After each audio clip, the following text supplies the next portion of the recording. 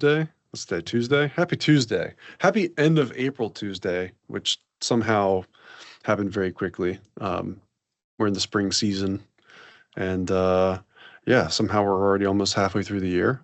But thank you for joining us on your Tuesday. We know everyone's super busy preparing for their CMMC certification, ideally. So thank you for taking the time out today. We have secured one of the most in-demand guests for the next hour. We have an OG of NIST 800-171, DFARS, and CMMC. We have Richard Wakeman from Microsoft with us, and we're going to cover a lot of ground today on what's going on with CMMC, where things are at, where things are going, and some lessons learned, some hot takes, and yeah, we're gonna hang out with you all. I'm Andy Sauer. If you don't know me, I'm the CEO of Sentinel Blue. By background, I'm an IT guy by trade, and I started Sentinel Blue in 2019, post initial implementation of DFARS 7012, and I'd worked at a defense contractor, and I got that sort of like other duty as assigned to start figuring out this DFARS thing. And some 8 years later, it's kind of consumed my life, but it's been the genesis of a great company in Sentinel Blue. And Richard, I know you've been kind of on a similar journey for about the same amount of time, because it was about 8 years ago we first interacted and met at the old Ignite, the tour DC. So if you want to introduce yourself real quick and tell the folks what you do and you know, what you've been doing on CMMC. Yep. Well, howdy. I'm Richard Wakeman, Chief Security Architect for Microsoft Defense Industrial Base Organizational Unit, which is a vertical that we newly formed this year. That is a full team of folks focused on DIB and all things Gov Cloud and compliance. I've been working with the Defense Industrial Base now for about a decade. Whenever we first introduced the sovereign cloud offerings for availability, not only to the federal and government, the U.S. Department of War, but also for the supply chains, such as working with the Defense Industrial Base.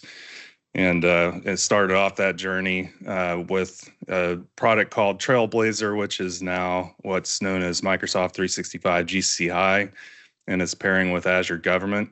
And before that, I was around for the first infancy of cloud, going back to like 2005 when we first started introducing cloud services as you know today, like for example Hotmail and file storage, and then extending into the full M365 set of capabilities. And a lot of it has always been positioning, the cloud in alignment with compliance requirements and security. So that's how I kind of got introduced to working with cloud offerings, is trying to break a lot of the blockers that we had for folks, adopting cloud. When it was perceived that, in the early days that on-prem could be more secure. And now here we are 20 years later, and the cloud is helping you to become secure. So pleasure to be with you today. Yeah, if by background there, if you can't tell, Richard's deep in the lore, right? And it generally has a rich history of like how things came to be. I especially love talking to Richard about GCC High and sort of like seeing how that started and what it became, and how I think, Richard, you would characterize it as like it's more than what I think you guys originally envisioned it to be. Yeah, it's fascinating is that whenever we first built out our call it our hyperscale cloud offerings, such as the Productivity Suite, Office 365, and 365, it was designed to have, a baseline for compliance and security that could apply to industry standards, to government standards, and across the board be able to really meet most of the security requirements that you would have, whether you're working in the financial services market or with governments or healthcare, et cetera, with privacy, GDPR. But the challenge that we ended up finding is that while we were able to provide data residency, meaning you could pick the location where your data would be at rest and the networks that you're connecting from. So for example, if you're working in the UK or Australia or the US, or any of the other 65, 70 regions that we have in our cloud services, that you could meet the vast majority of those security and compliance requirements. But then countries like the U.S. have introduced, a number of truly sovereign requirements, like, for example, ITAR, EAR, export control data, where the commercial cloud is just simply not designed to be able to be carved out and isolated in such a manner that you could achieve sovereignty in the public cloud. So we ended up purpose building, for example, our U.S. sovereign cloud, and now we've got several other sovereign clouds in China and France and Germany, et cetera. But the by far the largest one being the U.S. sovereign cloud with the Azure government, and ultimately it's pairing with the productivity suite, so GCC High, DoD environments. And they were purpose built to protect, for example, controlled unclassified information at all categories. And it's both virtually and physically segmented from the public offerings.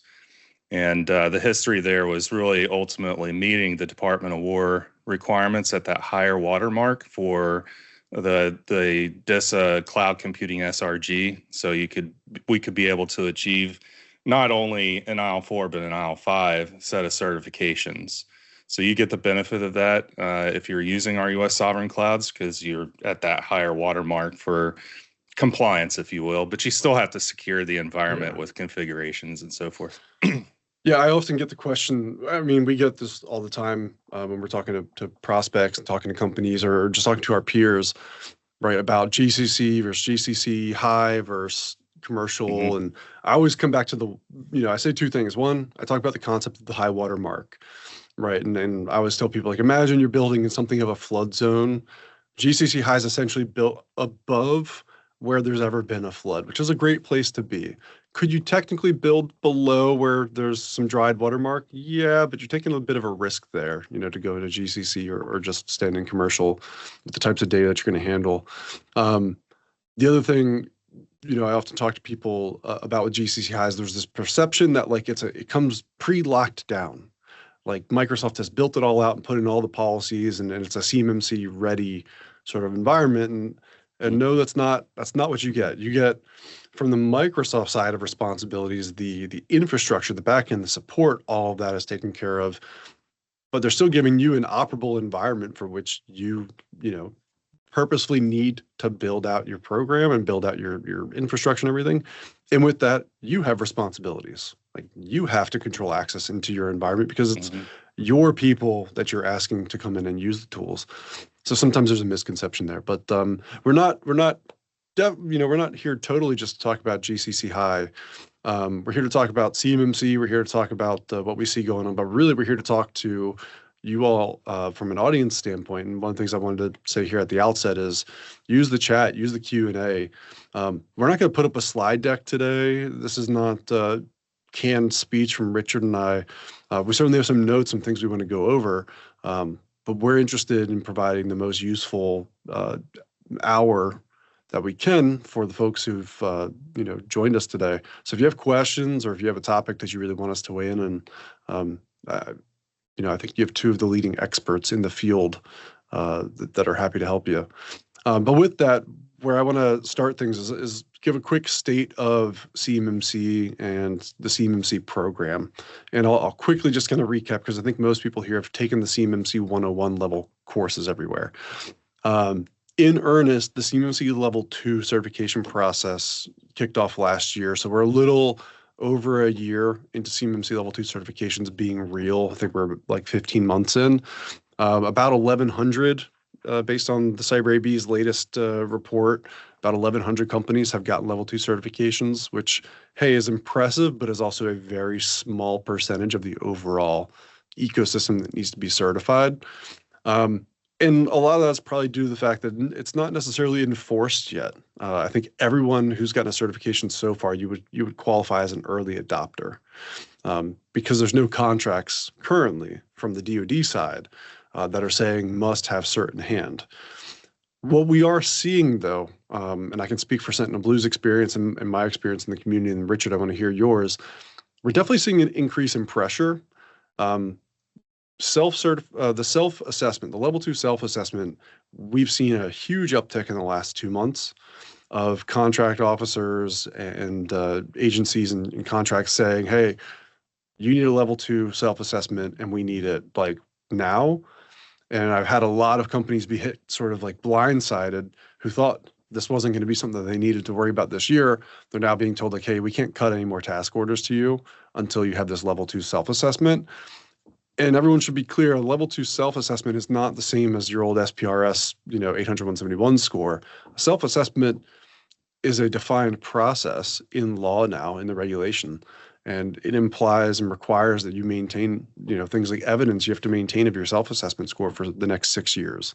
So it's something that's more purposeful and hard to pull together, within 30 minutes of you getting that email. So definitely that increase in pressure that we're seeing from commands and also from primes, we're seeing that as well. What have you seen, Richard?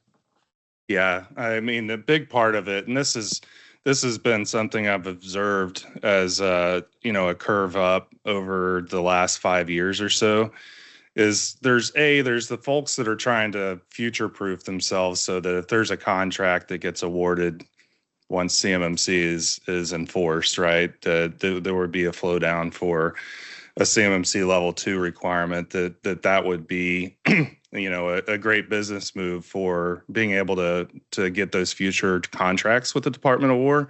But I'd say the biggest pressure that I've seen really is from the prime contractors. And it's interesting because there's like, for example, on LinkedIn right now floating around one of the letters that, one of the primes or the bigs, if you will, sent out to their entire supply chain saying that, you must get CMMC certified to work with us, because a lot of those folks are tier 2, tier 3 type personalities. They're not going after to specifically win prime contracts, but they're getting the requirement being flown down from the primes, and oftentimes in a tier. So if you look at it as being like a pyramid, where the foundation would be maybe tier 5 with, tens of thousands of DIB, and at the top, just a handful of the primes that would require CMMC level 2. It's got to flow down through the whole stack. So like, for example, the letter that came out is on LinkedIn for L3Harris, they're a tier 2 in most cases. So they're not even the prime contractor. And so the cross section is certainly grown quite a bit, and it's not specifically in alignment with an individual contract. It's literally the supply chain, right? They're saying anybody that we know is handling CUI or has a DFAR 7012 flow down, get certified. All right, make it happen. Yeah, I mean, and I've been, in conversations with, a lot of folks at the big primes, and they're looking at the current state of things, and they're looking at impending potential deadlines. November 26th is being thrown around quite a bit because that's when the CMMC level 2 requirement from a certification standpoint can go into contracts. So we're certainly going to see it hit some. It's still a phased sort of approach, but there's still ambiguity about which contracts it's going to be.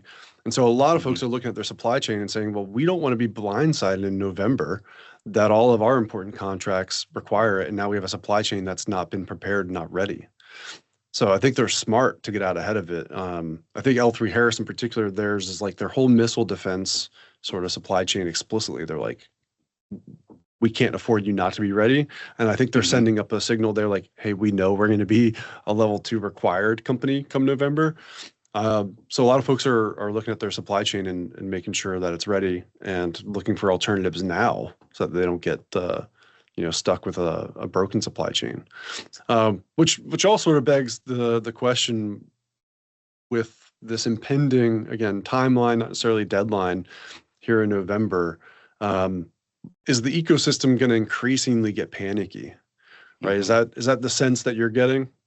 Oh my gosh, yes. In fact, one thing that's interesting is I've even seen language written into proposals and awards where they are requiring CMMC level 2, level 3, even before it's being enforced by the DFAR, right?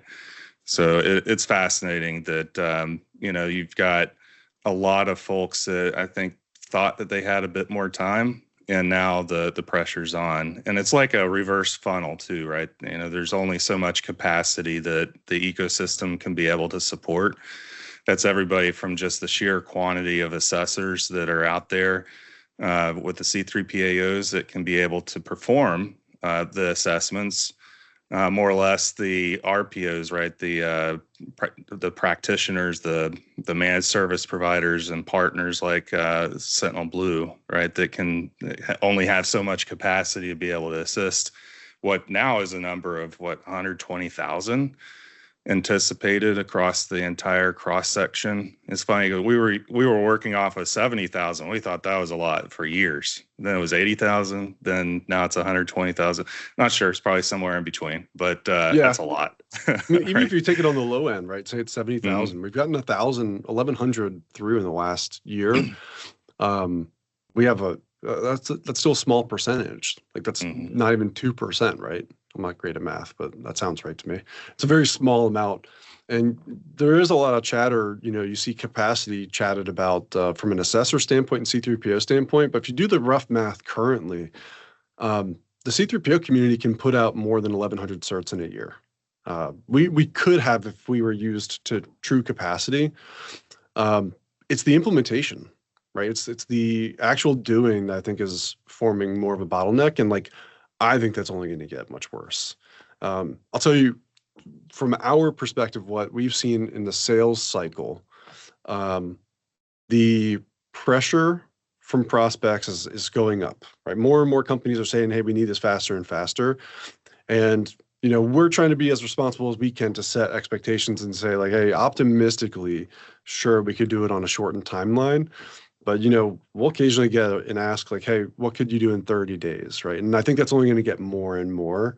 And what that concerns me is that's going to open up more lanes for exploitation, right? You have people in the ecosystem who might sell you on, hey, we can turn this around in 3 days. You can technically be compliant in 3 days, which is a major red flag if anyone says that, first of all. But they do say that, and you're going to have a lot of desperate companies getting blindsided, being told, hey, your revenue is about to stop flowing in because you don't have this. And they're going to panic, decide to go with, some snake oil, which is all to say hey, you can't wait on this. And I know maybe as an ecosystem, Richard, we might be a bit of a broken record, or maybe everyone's kind of been hey, you guys have been crying wolf for 8 years, but it's here. We're seeing literally today, I have companies that we talk to have been told no task orders on this program until you get, evidence that you're moving your program. Yeah, 100%.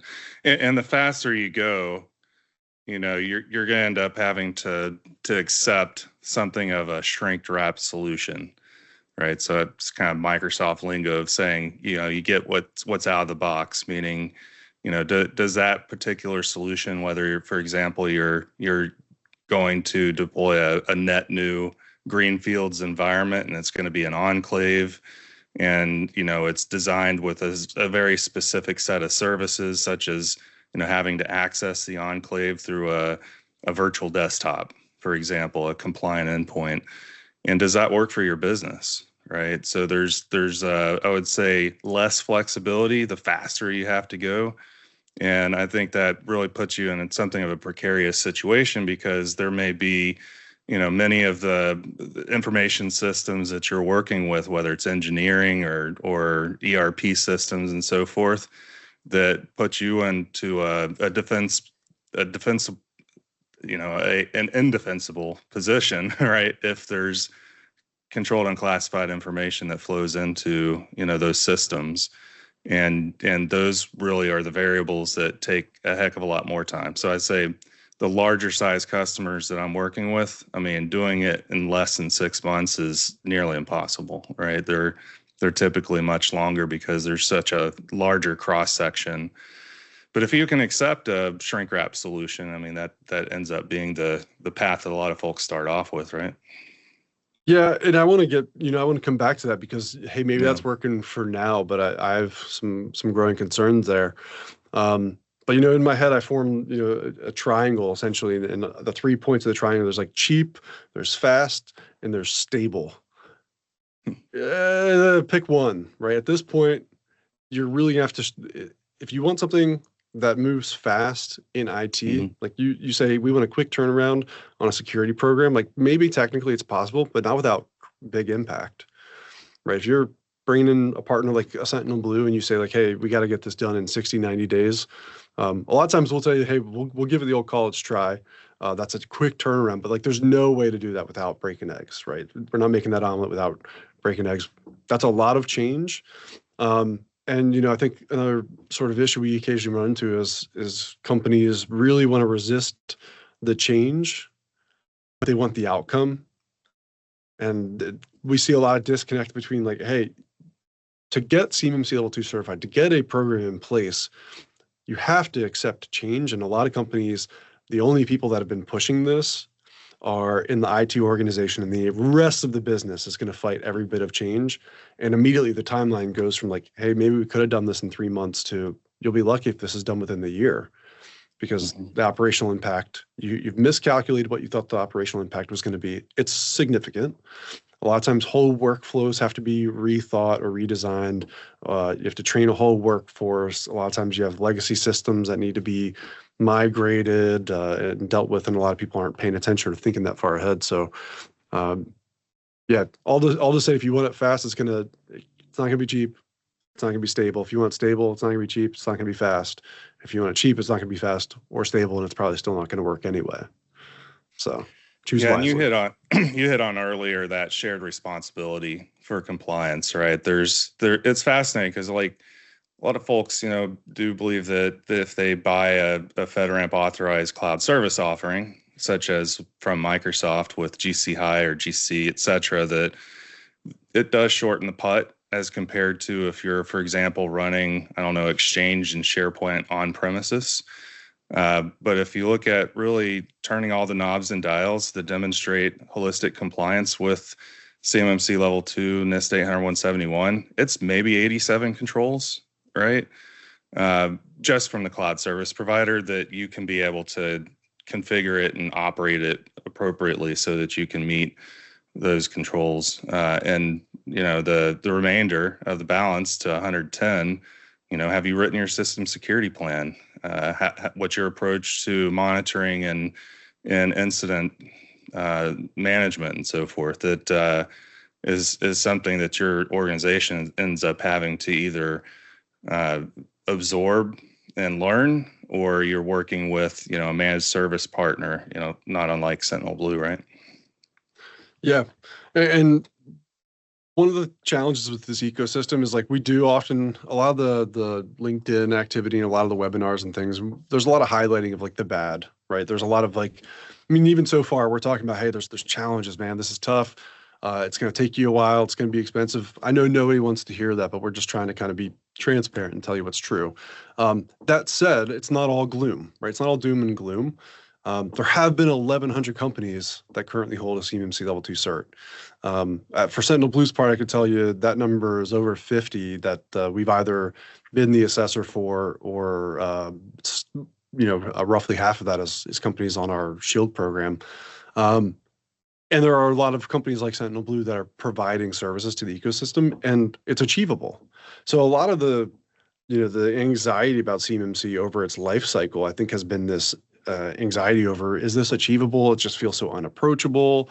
You have these 110 disparate requirements. It's sort of hard to wrap your hands around. People are passing. And the majority of companies that go for certification are passing. So it doesn't have to be a big, scary sort of thing. It's definitely, companies are passing. And that's what I want to talk about next is, what are we seeing that's working, right? What is passing and why? And I'm curious, Richard, what have you seen? What is proving to be successful? What are you seeing make up companies that are, acing the test? Oh, yeah, absolutely. Well, certainly the use of cloud service, and I'm a bit biased here, but the use of cloud service offerings that are a known quantity is part of the formula. Absolutely. So for example, if you go set up a cloud native enclave or an enterprise environment sitting on top of GCC High, most of the C3PO and the assessor community has had familiarity with the cloud service, and they know kind of what to look for, right? Have you enabled multi-factor authentication? Do you have conditional access policies that are enforced so that you can be able to ensure that only compliant endpoints like a PC or mobile devices can connect into the environment if they're going to store, process, transmit controlled and classified information? And using the security capabilities of, for example, our platform with Defender and Purview, we have a pretty broad coverage from a first party platform that, we got coverage for device management and endpoint detection and response, for monitoring and operations such as, with Sentinel and the SIM Source solution. And if it's all stitched together in such a manner from a cloud native perspective, then there's already you've got an accelerator there of being able to demonstrate compliance. Again, 87 or so controls, but it has been repetitive, in terms of familiarity with the platform. And I would say another layer on top of that, if you look at the cloud service as being the underlying foundation with scaffolding in place, that then you've got another layer on top, which would be the intellectual property of our partner community, right? Where they've got a formula for success. So the first thing, I don't care if you're small or large, you could be a 5-person startup, or you could be, a 40,000 seat enterprise customer of Microsoft. And I will always point folks towards our partner community, even, if you've got in-house compliance experts, just because, they have that experience and know-how and repetition, right? Call it reference architecture, if you will, to be able to, either consultatively provide guidance to those customers, or even as a managed service provider, in some cases, just operate it for them, right? Yeah.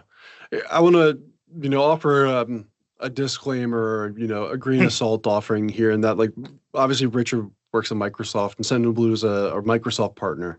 That said, there's a reason why Sentinel Blue aligned with Microsoft, and it's not because when we started the company we were like historically aligned with Microsoft. We started a greenfield company at the start of CMMC, and we chose to go down the Microsoft path because of the solutions that they were providing, their interaction with the ecosystem, and that has panned out. I don't have the data because I don't think anyone has can possibly aggregate this data, but you have 1,100 companies that have gotten certifications. I can tell you 100% of the companies that I know of personally that are certified are using GCC High. Sorry, I know one that used GCC. Mm-hmm. I don't know anyone personally that's going through with other cloud providers, and the ecosystem will tell you, and I can tell you from the C3PO ecosystem, the vast majority of conversation when it gets technical is about the Microsoft ecosystem. The vast majority of companies are going through in the Microsoft ecosystem. I'm not saying that to sell everyone on the Microsoft ecosystem, but one of the key success points that Richard was talking about is repetition and reference architecture. And now you have C3PAO familiarity. You have assessors who are coming in, seeing all kinds of environments, but it's a shared backbone. They know what a good Entra ID implementation looks like. They know what conditional access rules are. They know what Microsoft Defender for Endpoint does. They know what Purview does. One of the key strategies when you're in this supply chain is don't be the company that tries to reinvent the wheel, especially this close on timeline. Maybe if you wanted to spend the last several years R&Ding how to do this on AWS and how to do it on open source and doing it on Linux and all that sort of stuff, like academically, there is a path there. You can be that company if you so choose. But if your strategic initiative with CMMC is, hey, this can be a potential barrier to the work that we actually do, the parts we actually get out the door, you want the shortest, surest path to a workable infrastructure that supports the business processes that you have. To me, it's a relative no-brainer, right? Microsoft and GCC High in particular is very much the proven path there. So that was my disclaimed, like, hey, salesy-ish, but for a reason. We're seeing a lot of success for companies that are going through with Microsoft. It just Yeah. occurred to me there, Andy, as we're talking. There was an adoption of privileged identity management, which is uniquely a capability of Entra ID for being able to elevate people's permissions for doing like administrative tasks in your tenant. Let's say you need Yeah. to go change the configuration of email or some flow.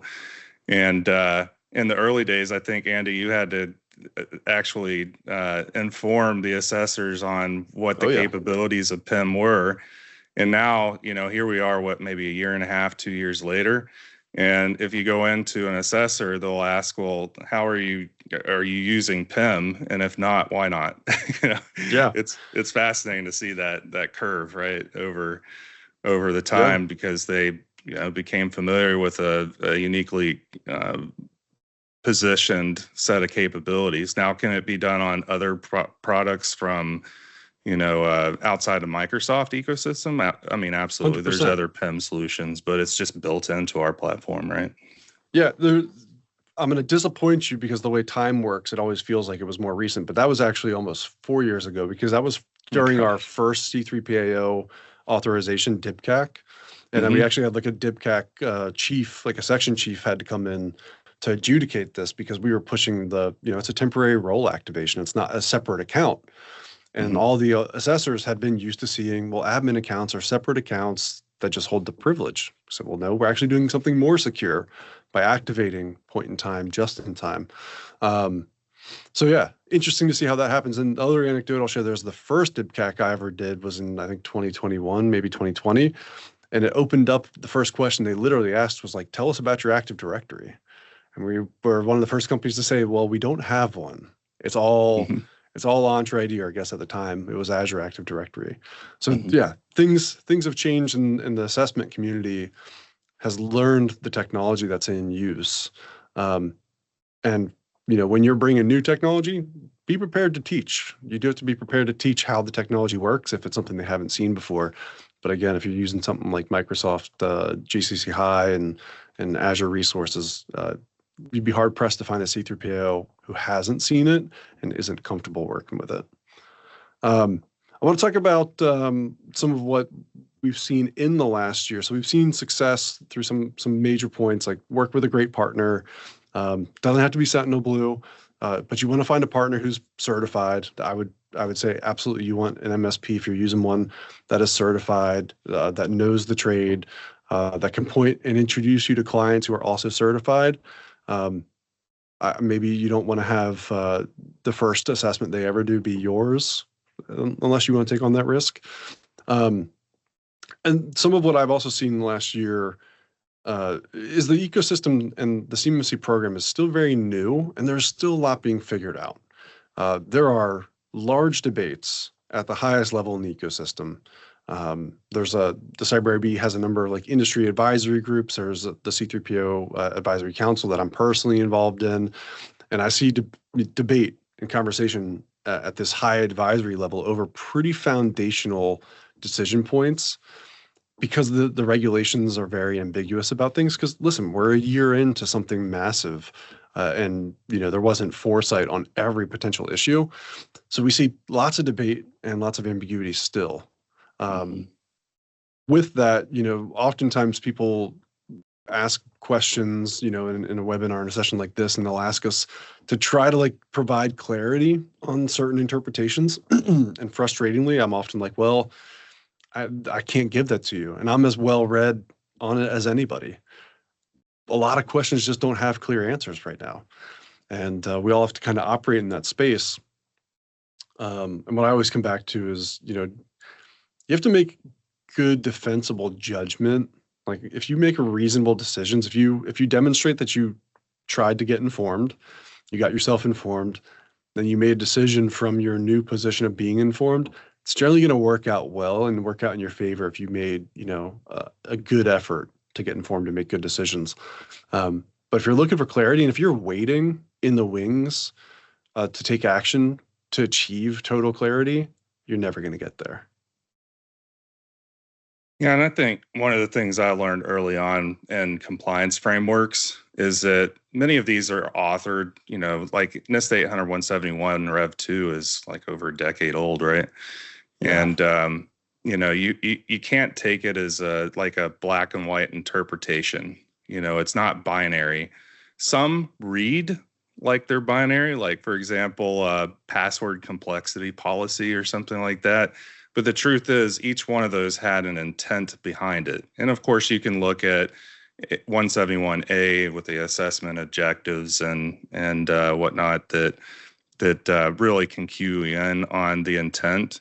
So, we've been really successful, I'd say, both from the FedRAMP perspective as well as helping our customers with CMMC, understanding what the intent of certain controls are and to help prevent customers from shooting themselves in the foot. Because, like, I'll take a really good example of this. Some folks that are overly conservative in terms of their interpretation, doing it more like a binary decision factor, something like split tunneling, for example, where, you read the control and it says, that thou shalt not split tunnel if you use a VPN.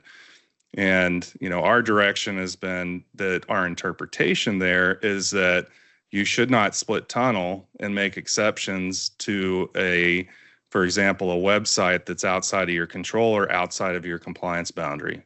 But that if you are connecting to part of your scope of your, for example, of your environment that is compliant, that it's not considered to be split tunneling, even though technically, if you look at the configuration, it is split tunneling. I call it dynamic routing, and Department of War agreed with me. So, at the end of the day, I think that's where the community can really help, though, because if you fought that battle, and Andy, you and I fought the battle on virtual desktop infrastructure (VDI), keeping the physical endpoint out of scope, and a lot of these are evolving. They come out with FAQs or memorandums and so forth, but it does add a ton of ambiguity for sure. Yeah, and especially, sometimes you do get the DoD to weigh in on something and give us a positive adjudication, like the VDI thing, right? They cleared that up and they actually codified that in 32 CFR 170, in large part, I think, because of all the work that was done through, the working group that we did. That is helpful, but it's also sometimes not helpful, because now they've cleared up one thing and there's, there are connected sort of questions that don't get answered there. But to the point, like, reason often will prevail. And one of the great success stories of CMMC, I think, is the fact that it's a free market for you to choose your C3PAO. You have every right to interview your potential C3PAO and ask them questions about interpretations and figure out sort of where they fall on some of these big things. If you find a C3PAO that wants to tell you you need to fully tunnel all of your traffic, including your Teams calls, one, that's going to result in a really bad time for everyone using Teams, from pure latency to probably be not super usable. And two, that is a very strict reading of, a requirement that is not meeting the intent of the requirement. And you want to find a C3PAO, in my opinion, who has done the work to build an understanding of what the intent of requirements are. And their concern is making sure you meet the intent of the requirements, not that you meet the strictest, most conservative read of imperfect, academically written NIST publications. So 100%. Some of the other, challenges that we've seen is, well, we'll jump right into a topic that I know is close to you, which is enclaves. So enclaves have kind of been a success story to date. A lot of companies have gotten through certification through essentially a greenfield enclave. Already, I've seen signs of the unused enclave that was there to get the cert and then doesn't totally, lend itself to being used. And immediately you see companies trying to finagle their way back out of the enclave. And like, well, we have the cert. Can we sort of back out of this? And can we expand the scope to now include on-prem devices? And can we print and all these things that, don't lend themselves to the enclave scope? I've shared this hot take, and Richard, I want you to weigh in on it, which I think it's been a short-sighted strategic move in the ecosystem to be Enclave first. I've seen a lot of folks approach the problem as, let's go with an Enclave until you prove otherwise. And I think that's not doing a great service for the long-term objectives that underpin CMMC. But what say you? Yeah. Yeah, super passionate about this. It's honestly my level 100 upfront briefing that I have with customers, large and small. I do present this topic because I want to make sure that even if a customer goes down that path of setting up an enclave initially, and to define, maybe I'll take a step back and define kind of what I view as being an enclave is a swivel seat data enclave, right? It's where you're setting up a greenfields environment, and that ultimately you've got a separate user account, a separate endpoint device that you use to connect into that environment, and you got a nice clean line of demarcation between your existing enterprise environment, be it on-prem, commercial, et cetera, multiple cloud service providers, and this nice, tidy, cleanly scoped environment that you have purpose-built to pass a CMMC assessment, right? And to protect controlled and classified information, ITAR, EAR, export control data, et cetera. The thing that is, I'd say the biggest pro for it is both speed and effort to get it set up, because it could be based on a reference architecture from one of our partners like Sentinel Blue, or it could be something that could be managed as a service that offers complementary monitoring and operations. And ultimately, it has that clean boundary. I'd say the downside to it is twofold. You're swivel seating, and you're still empowering your end users discretion on which environment they're going to use, right? And everybody's always going to favor. And it doesn't mean that they're malicious by any stretch of the imagination. It's just that they're always going to favor, their daily driver, right? Which is going to be their physical device that's connected to their corporate network. It's like at Microsoft, it's Microsoft.com, and our federal enclave is called MicrosoftFederal.com, right? FedNet. And you have very explicit instructions and training to say, use FedNet and this enclave if you're going to be working on this specific contract, or if you are working on RFPs or engineering efforts. But everybody's still daily driver is going to be our CorpNet account, right? The Microsoft.com. And what that lends itself to is a potential for spillage, right? And it may not even be a spillage that's initiated by you as the employee of the organization. It could be that you're working with your subcontractor, your customer, your prime contractor, and they go to send you something that's cooey, and they connect with the wrong account. Now you got a spillage that's initiated by somebody outside your organization. You can say, hey, it wasn't our fault that happened, but now you do have a reportable incident, right?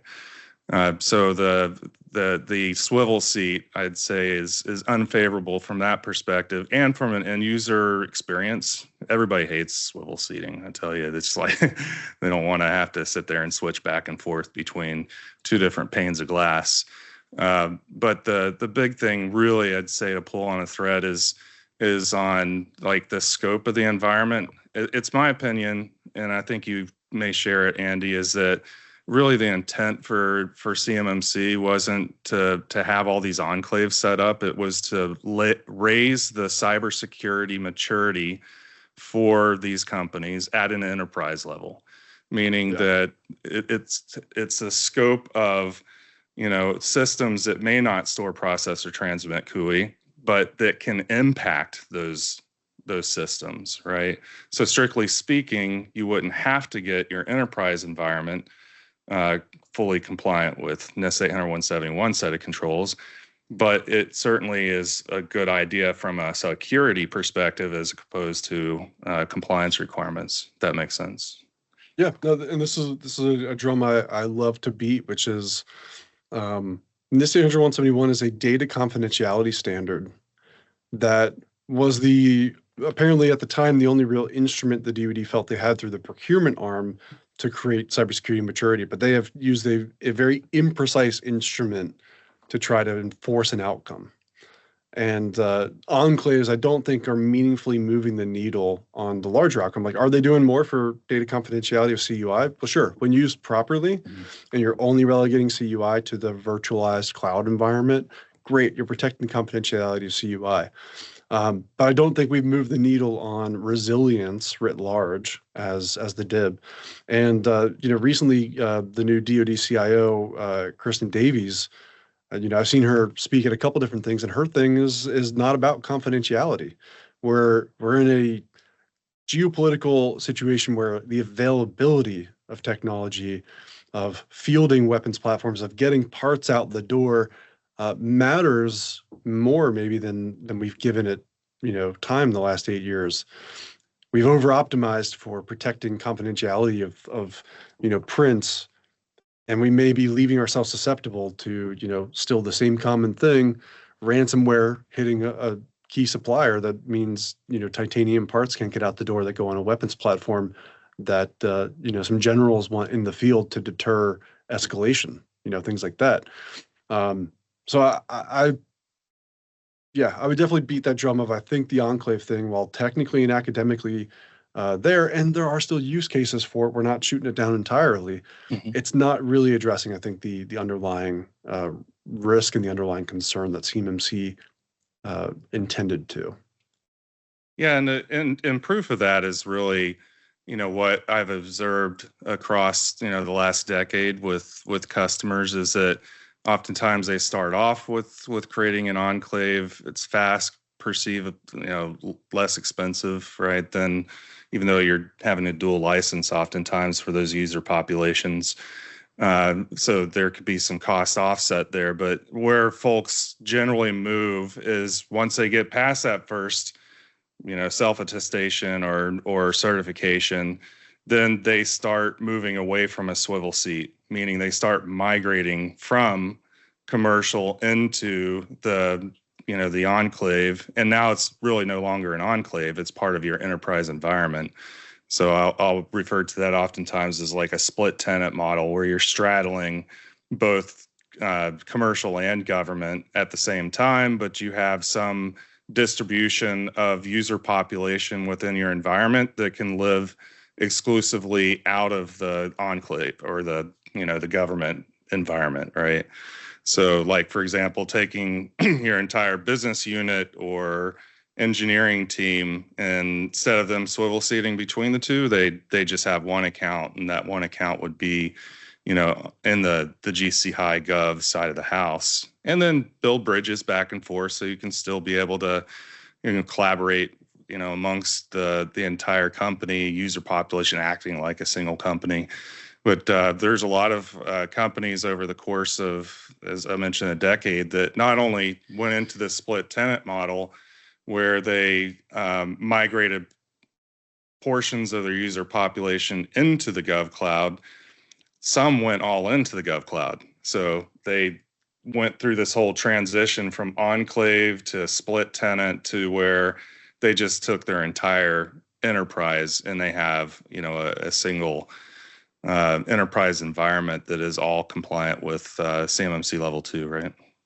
Yeah, I'm a big fan of going all in. It's the easiest scope to explain. You don't have to explain all the breakdowns of scope and data flows being hyper protected, and you find yourself having to put fewer controls in place in sort of a weird way when you don't have all this potential crossover between environments. When you're just like, hey, the whole company's at the watermark, right? Systems that don't handle CUI configured to handle CUI is a great way of making it so it's not a concern how they're protected. They're just the same as everything else. And sometimes I think CMMC L2 is seen as more onerous than it really is. We get into a lot of discussions about like applications, right? And people are like, hey, are we allowed to run this application in our environment? Is that compliant? And we also tell them like, yeah, any application you can make a business justification for that is reasonably safe, you can run. It's least function necessary. That implies you get to decide what is necessary. So these don't have to be you know, what's the stigged? They don't have to be stigged. There's no requirement for it to be a perfect implementation of a stig. It's, you control your baseline.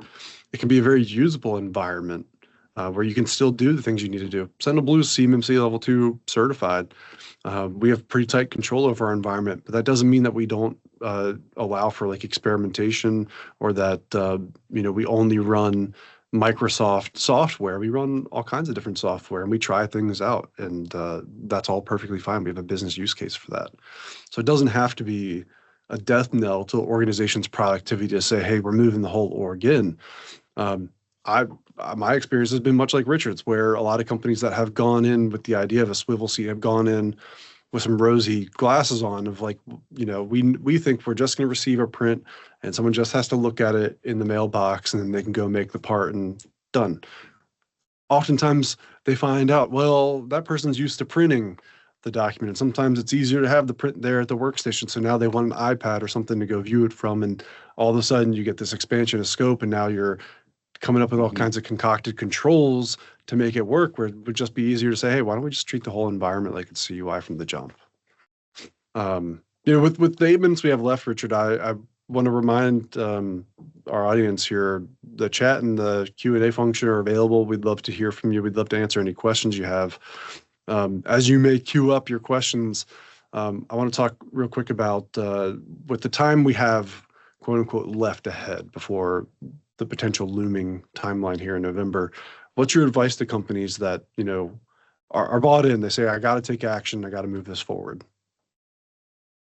Yeah, and that's I'd say a common thread that we've had throughout this conversation is that I always encourage folks to go.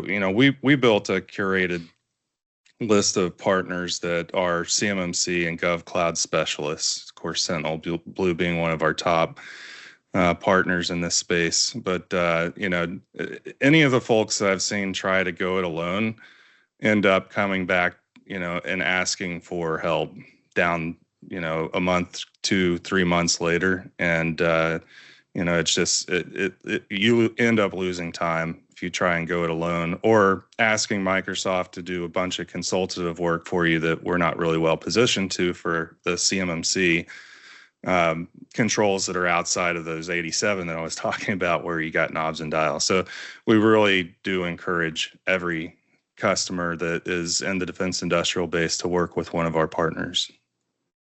And, before we started the meeting, you and I were in the green room kind of talking, and one of the things that you brought up was the sort of like overuse of policy, right? It's something that's seen as a viable strategy that people find out pretty late.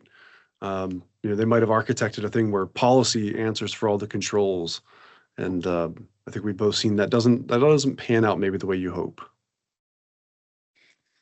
Yeah, and I've also seen where folks get overly, I would say, restrictive in the environment, right? And say that the thing that I always highly recommend is, even if you start off with I'll call it the high walls approach, right? Like the old school perimeter style of protecting controlled and classified information, that if your people can't get their work done effectively, then that the environment just simply won't be used effectively, right? So, from a policy perspective, it's like saying, hey, we're not going to allow anybody into this environment unless they're U.S. persons and, their background screened, and we're not going to allow for any kind of external collaboration or B2B, between us and our partners or our customers, et cetera, that the utility of that enclave is going to be far less than what it's possible to be. So for a lot of those policy questions, probably one of the first ones I get right out of the starting gate is, hey, it is like, for example, GCC High have a requirement that only U.S. persons can be able to access it. And I'm like, no, that's shared responsibility model in terms of access control. That is your responsibility. But I do believe that you should be much more flexible so that you don't end up with end users working around the system to get their work done.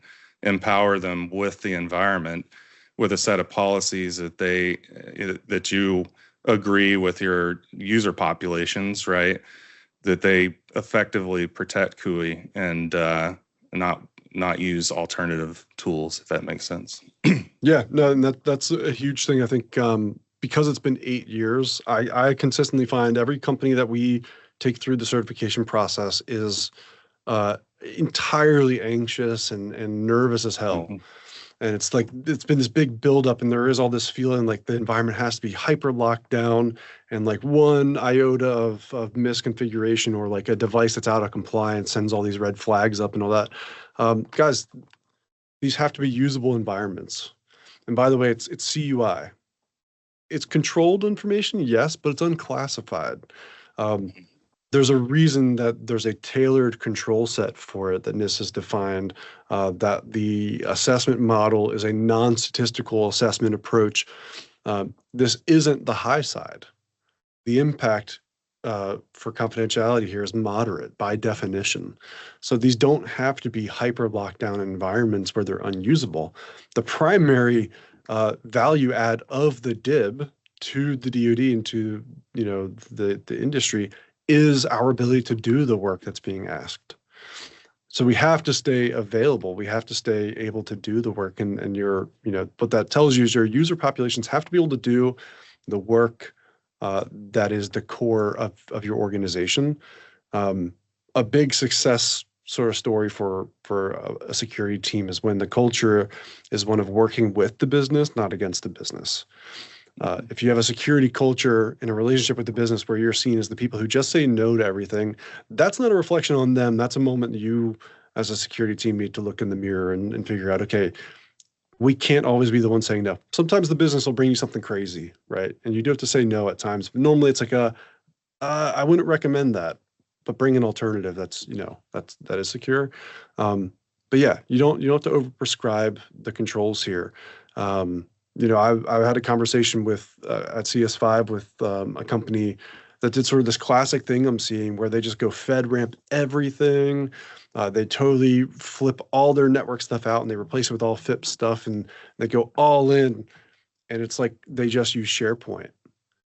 You're like, man, all the steps in that chain that you thought you had to do, you've overprescribed. You have SPAs that are FedRAMP. You don't need SPAs that are FedRAMP. You have a whole network that's, FIPS validated cryptography. Well, you don't need that because your session to SharePoint is encrypted already. And if you're not breaking those packets open, who cares if your firewall's FIPS validated? It doesn't need to be. So you have people that are trying, maybe to do the right thing, but it leads to them, making what I think is a bad financial decision. Well, listen, we have a minute left, and I want to be respectful of everyone's time because I think pretty much everyone these days just like stacks meetings on meetings. So with the last minute, Richard, I want to give you the last word if you want to plug yourself, plug Microsoft, or share some parting thoughts, and then we'll let everyone get back to their Tuesday. Yeah. Oh, thank you as always, Andy. It's a pleasure. I think we could probably go on for another couple of hours if the audience would stick in with us. But yeah, I'd say one of the things that is really an evolving part of Microsoft is that we've created this defense industrial base team. And now I've got a team that is focused on not only on those big DIB prime contractors, but also the breadth of the market. So, small, medium-sized businesses are now within our scope, even startups and so forth. My email address is richard.wakeman@microsoft.com, and always open, both through email or even on LinkedIn. So don't be shy. And you can find him at a lot of the CMMC events, and he's very approachable. So find Richard, find me, follow us on LinkedIn. Thank you all for hanging out with us on this late April Tuesday. We appreciate it. If you have any questions, you can find us at sentinelblue.com. You can ping me on LinkedIn. I'm Andy at sentinelblue.com. Feel free to shoot in questions, comments, or tell me that you absolutely hated being here. Hopefully not, but it was a pleasure. Thank you, everybody. Have a great rest of your day and great rest of your week. Take care.